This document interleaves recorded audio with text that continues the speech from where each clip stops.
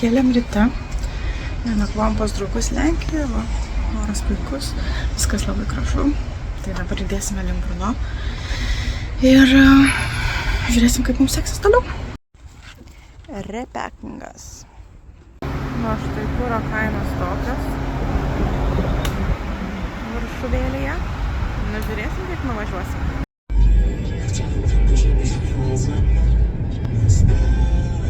Lenkiško repo. Čekijos sieną, kai pravažiavom, tai net nepastebėjom. Autostrada, ženklas. Valam degalinėj biškį pailsėt. Užkast. Ir judėsim toliau. Liko apie 200 km. Ir galėsim biškį čekiško aliuko paragauti ar dar kažko biškį pasimėgauti. Užkandėlės va biškį turim. Čia kuras taip. Pasipildymas Čekijoje. Atvykom. Čia už mūsų laiptai ir liftas va. Atvažiavom viešbutuką. Einam ieškoti savo kambario. 4 va ten gal. Ir bandysim pasiekti miestą. Nu, viešbutis netrodo baisiai įspūdingai, bet vienai nakčiai tai toks manęs kambariukas, televizoriukas, ką žinau, visai gerai. Šaldytuvas. Nu, toks tikras pakelės viešbutukas. Nu, ką atvažiavom, įsikūrėm. Iki centriuko apie 3 km, bet eiti nenusiteikę, tai bandysim Boltą kviestis, kažkur 4 eurai. Sakė, čia gražus senamiestis, pilis, bravaras kažkoks, tai bandysim keliauti šiek tiek paturistauti, ir to iki 10 išsikraustymas. Ir tiek čia, tiek Kroatijoje pastebėjau irgi viskas iki 10, tai bandysim kažkaip susisukti, bet kadangi laukia rytoj ilga kelionė, tai gal kažkaip neprapulsim. Turim bėdytę. Nuėjom į tualetą ir dabar nenusileidžia vanduo. Bandysim eiti receptioną, bet šiauriai gėda. Nes nežinau, ką reikia pasakyti. Bandom eiti receptioną, bet šiauriai gėda, nes nežinau, kaip pasakyti. Tualetė vanduo nenusileidžia. Ir nesusitariam, kai šnekės. Žmogus receptioną atsiprašė, dabar sakė, ateisiu aš patvarkyti jų. Nežinau, pirmą kartą taip gėda. Situacija baigėsi ne taip gėdingai, nieks neatėjo į tualetą, bet kažką patvarkė ir prisipildė bakelis vandens. Atsuko vandenį, gal buvo pamirštas įjungti, nors iš krano tai bėgo. Ir panašu, kad veikia. Žiūrėsim, kaip bus ryte. Pasižiūrėjau, daug įvairiausių legendų apie šitą miestą. Daug visokių įdomybių, tai keliaujam pasižiūrėti ir bandysim eiti legendinę Žaliuverį. Va, koks gražus senamiestis. Va, kokių visokių čia yra gražių statulų ir jos garsėja tokiais tam tikrais dalykais. Sak, kiek skaičiau, čia yra nemažai tokių nuogalių. Tai pasižiūrėsim, kažką surasim. Statula atrodytų kaip ir nieko neišsiskrinta, bet tai garsėja tuo, kad tam tikrų kampų einant tarp šitų kojyčių. Va, koks gražus senamiesčio vaizdas. Va, vyksta kažkoks labai gražus vietinis turgelis. Mugė, kas čia, nežinau.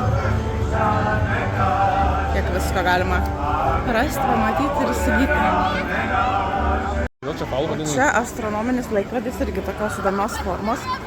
Jis turi įdomią istoriją.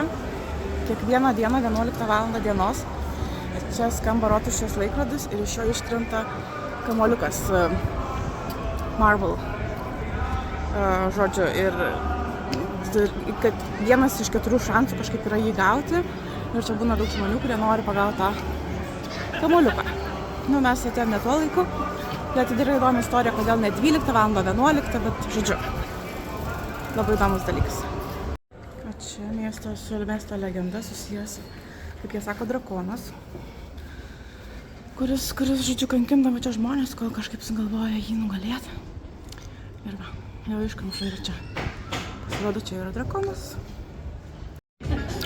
šonkauliukų porcija 16 eurų, nu tokia nemenkutė.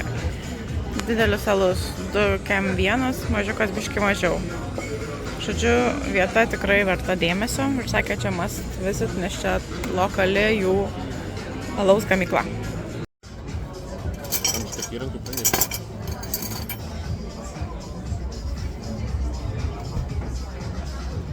Tikimas į šitą barą yra va tik paskambinus į varpelį ir tada atsidaro durys. Ateinam pažiūrėti to pakabinto dalyko, nors čia atvedė žolytės kvapas. O čia alus kaina priklauso nuo to, kiek žmonės prisiruošia. Noriu jo pirkti, kitaip tariant, alaus biržą. Einam pasižiūrėsim.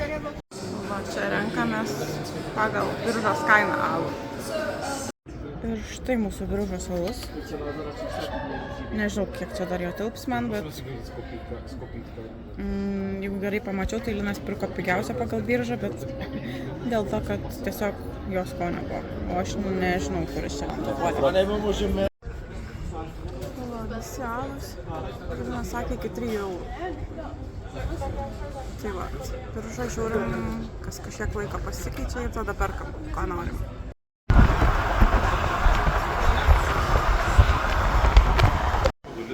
Čia toks kaip oro uosto duty free, net kvapas tas pats, tik pravažiavus sieną. Geras ir kainos šiaip visai neblogos.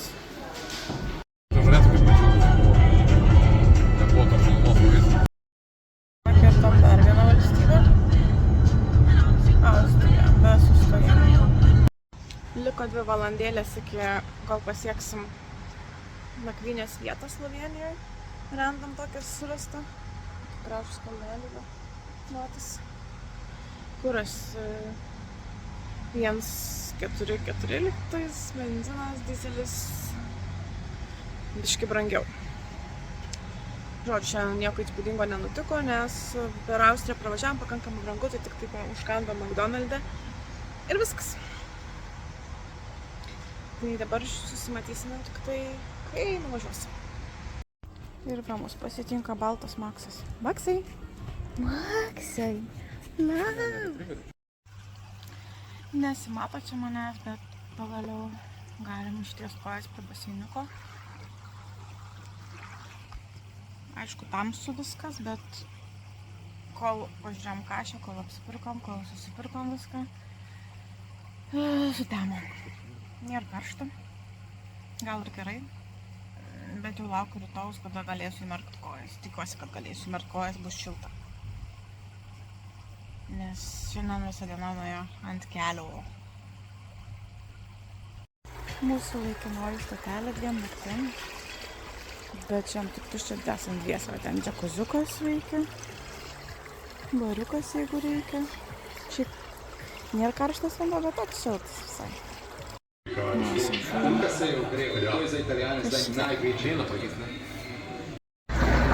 Šiandienos planas, žodžiu, vakarą visą dieną pagulėjom, pasitinginiavom, tikrai davėm savo poilsį. O šiandienos planas keliauti iki Kroatijos ir kažką dar pamatyti, kadangi čia tik 15 km iš tos vietos, tai iki tol dar norim biškį pakeliauti po miestelius, pasidairyti, pasižiūrėti ir pasiekti savo tikros ilgesnio poilsio tašką. Tai va, žiūrėsim, čia seksis. Atvykom į Prano miestelį, čia paplūdimiukas toks va, vietinis. Žiūrėsim, kas toliau. Nuo parkingo iki miestelio apie 15 minučių 20. Tokia va pakrantė. Nėra baisiai įspūdinga, bet gerai, kad neištisai ant saulės. Vaizdeliai pakeliai. Einant į senamiestį. Jūros gražumas. Va, kiek gražių senamiestietiškų pastatų. Toks nusileidimas. Pasiekėm miesto aikštę. Karšta čia, bet gražu.